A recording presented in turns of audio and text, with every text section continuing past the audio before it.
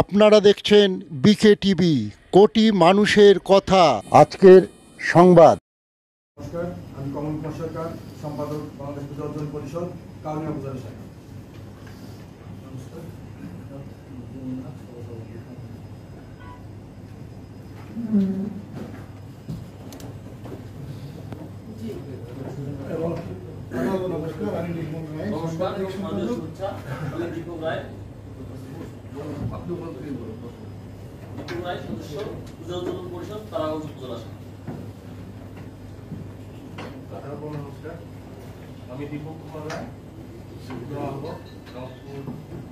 এখানে যেটা আরেকটা বিষয় এসছে যে মিথ্যা মামলা হচ্ছে, আমরা একদম বলছি যে এই মামলাগুলো ইনসাফের সাথে জাস্টিস প্রদান করার জন্য খুবই নিরপেক্ষভাবে এগুলা ইনভেস্টিগেশন হবে।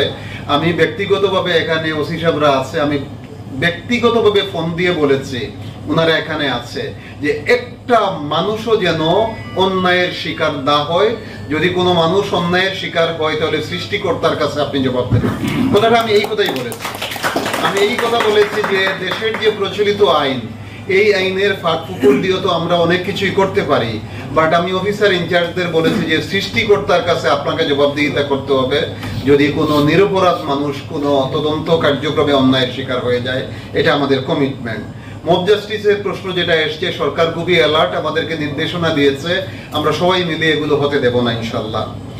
সিসি ক্যামেরাটা খুবই জরুরি, এটার গুরুত্ব আপনারা সবাই বুঝেন, যে যদি কোনো জায়গায় কোনো কালপ্রিট কোনো ধরনের আনএক্সেপ্টেবল ঘটনার জন্ম দেয়, আমরা যাতে আইনের প্রয়োগটা যথারীতি এবং ন্যায্যতার সাথে করতে পারি, এটা নেতৃবৃন্দ আপনারা যারা আছেন, আমাদের অফিসার ইনচার্জ যারা আছেন, আপনারা সমন্বয় পূর্বক এই কাজটা নিশ্চিত করবেন। আজান এবং পুজোর অনুষ্ঠান, যেটা হচ্ছে পুজোর লগ্নের ব্যাপার আছে, কাজে লগ্নের ব্যাপারটা খুবই ইম্পর্টেন্ট। আমরা ওসি সাহেবদেরকে বলবো যে প্রত্যেকটা মসজিদের যে পরিচালনা পর্ষদ বা কমিটি আছে, ওই কমিটির নেতৃবৃন্দ এবং স্থানীয় পূজা মণ্ডপ পরিচালনার যে নেতৃবৃন্দ আছেন, আলোচনা সাপেক্ষে এই জিনিসটাকে কি করতে হবে, সমন্বয় করে নিতে হবে। এই জায়গায় আমাদেরকে এটা বুঝতে হবে যে পুজোগুলো হচ্ছে লগ্ন কেন্দ্রিক। আমি কি বেঠিক বললাম? এই লগ্নগুলোকে ঠিক রাখাটা আবার ধর্মীয় ঐতিহ্যগতভাবে খুবই জরুরি। কাজেই আজানের বিষয়টা খুবই নমনীয় ভাবে বা আমরা যাতে সময়টা সমন্বয় করে নেই, যাতে কোনো ধরনের ভুল বুঝাবুঝি তৈরি এখান থেকে না হয়, এই ব্যাপারে ওসি সাহেবরা খুবই সিরিয়াসলি কাজ করবেন। আমাদের যারা বিট অফিসার যারা আছেন তাদেরকে দায়িত্ব দেবেন, মসজিদ পরিচালনা পর্ষদের নেতৃবৃন্দ এবং পূজা মণ্ডপের নেতৃবৃন্দ বসে এই প্রত্যেকটা মণ্ডপে পার্শ্ববর্তী মসজিদ যেখানে আজান হয় এই বিষয়টা আমরা সমন্বয় করে নেব। এবং এই আজানের সময় যে পূজা মণ্ডপ কেন্দ্রিক যে উৎসবের ব্যাপারটা আছে, এইটা একটু নিয়ন্ত্রিত এবং যাতে কোনো ধরনের আমরা যেটা বলবো যে ভুল বুঝাবুঝি আমরা বলবো, এই ধরনের সূচনা যাতে না হয়, দুই পক্ষের নেতৃবৃন্দ এটা বসেই আমরা ঠিক করে নেব।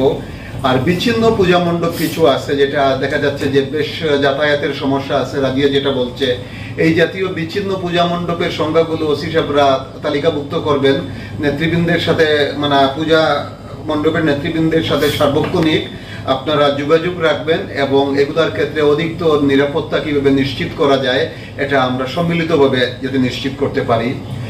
স্বেচ্ছাসেবকদের ব্যাপারে বলাই আছে যে আইডেন্টিটি যাতে আমরা সহজে আইডেন্টিফাইড করতে পারি, স্বেচ্ছাসেবকদের নামের তালিকা, তাদের সেলফোন নাম্বারটা আমাদেরকে দিলে আমরা নিজেরাও যোগাযোগ করতে পারবো এবং কোনো জায়গায় কোনো অপ্রীতিকর ঘটনা হলে কিংবা আশঙ্কা তৈরি হলে আমরা তাৎক্ষণিকভাবে এটা পেয়ে যাব। ঝুঁকিপূর্ণ মণ্ডপ যেগুলো আছে এগুলো আমরা পূজা উদযাপন পরিষদের নেতৃবৃন্দ যারা আছেন তারা, পুলিশ, আনসার সবাই মিলে সমন্বিতভাবে কাজ করব যাতে এখানে ঝুঁকির মাত্রা একদম জিরোতে চলে আসে। আনসারের কার্যক্রম খুবই গুরুত্বপূর্ণ। এখানে আনসারের দায়িত্বশীল অফিসাররা আছেন, আমরা তো আশা করি যে আনসার বাহিনীর কর্মকর্তাদের সাথেও আপনাদের বৈঠক হবে, আপনারা বসবেন এবং আমরাও আনসার বাহিনীর কর্মকর্তাদের সাথে কথা বলবো এবং সমন্বিতভাবে কাজগুলো করার আমরা নিশ্চয়তা দিচ্ছি। আর জুয়ার আসরের ব্যাপারে যেটা প্রশ্ন এসছে, এটা হচ্ছে যে আমি ওসি সাহেবদেরকে বলবো আমরা আমাদের বিট অফিসার যারা আছে এবং সবাই মিলে এমন ভাবে কাজ করতে হবে যাতে একটা ধর্মীয় অনুষ্ঠানের ভাব গাম্ভীর্য এবং মর্যাদা বিনষ্ট হতে পারে এই রকমের কোনো মেলা বা জুয়া কোনোভাবেই হতে পারবে না। এটা আমাদেরকে আজকে থেকেই মোটিভেশনাল প্রোগ্রাম নিতে হবে, মানুষদেরকে উদ্বুদ্ধ করতে হবে, লোকাল কমিউনিটির মানুষদেরকে উদ্বুদ্ধ করতে হবে, এবং এই ক্ষেত্রে প্রোঅ্যাক্টিভ পুলিশিংটা আপনারা কার্যকর করতে হবে। যে জুয়ার আসর বসে গেছে ব্যবস্থা নিচ্ছি না, জুয়ার আসর বসতে পারে, যেন বসতে না পারে এইভাবে ব্যবস্থা নিতে হবে। এখানে proactive policing is a must, এবং এটা আপনারা ওইভাবেই করবেন। ডিজের ড্যান্সের ব্যাপারটা যেটা এসছে খুবই স্বাভাবিক কারণে পূজা অনুষ্ঠানের মানে ভাব গাম্ভীর্য যেটা এটা নষ্ট করে, এটা যারা নেতৃবৃন্দ যারা আছেন পূজা মণ্ডপ, পূজা উদযাপন পরিষদ এবং অন্যান্য সকল সংগঠনের, আপনারা এই বিষয়টা একদম একটা গাইডলাইনের মধ্যে নিয়ে আসবেন, যাতে কোনো ধরনের মানে একটা ধর্মীয় অনুষ্ঠানের মর্যাদা বিনষ্ট হতে পারে এরকম কিছু যাতে না হয়। আর সোশ্যাল মিডিয়াটা নিয়ন্ত্রণ করা খুবই কঠিন। সারা পৃথিবীতে বিভিন্ন গবেষণায় দেখা গেছে যে সোশ্যাল মিডিয়ায় যে সকল তথ্য আমরা পাই এটা মোটামুটি 70% মতো ফেক। এটা অনেকগুলা স্টাডি পশ্চিমা বিশ্বে হয়েছে।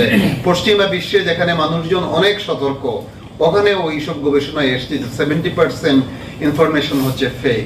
কাজেই আমরা যে কোনো ধরনের সোশ্যাল মিডিয়ায় যদি কোনো তথ্য পাই, ইনস্ট্যান্টলি আমরা লোকাল পুলিশ স্টেশনের সাথে কথা বলবো, কন্ট্রোল রুমের সাথে কথা বলবো, পুলিশ মুভ করবে, তারপরে আমরা সম্মিলিতভাবে এখানে কাজ করব।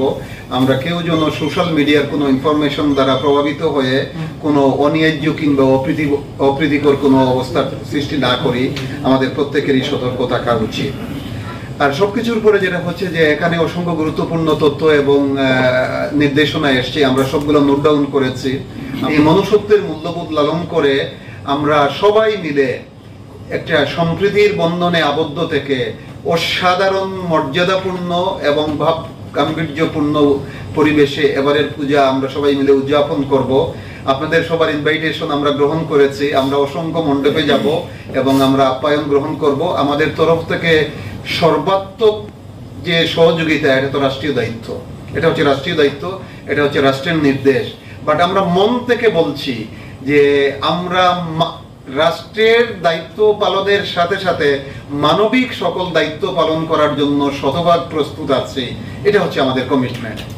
আপনারা সবাই ভালো থাকবেন, সৃষ্টিকর্তা আমাদের সবার মঙ্গল সাধন করুন, এবং আমরা শারদীয় দুর্গা উৎসবের অনুষ্ঠান যেন সর্বাত্মক এবং সার্বিক নিরাপত্তার মধ্য দিয়ে আমরা উদযাপন করতে পারি, এই প্রত্যাশা ব্যক্ত করে আমি কথা শেষ করছি। সবাই ভালো থাকেন।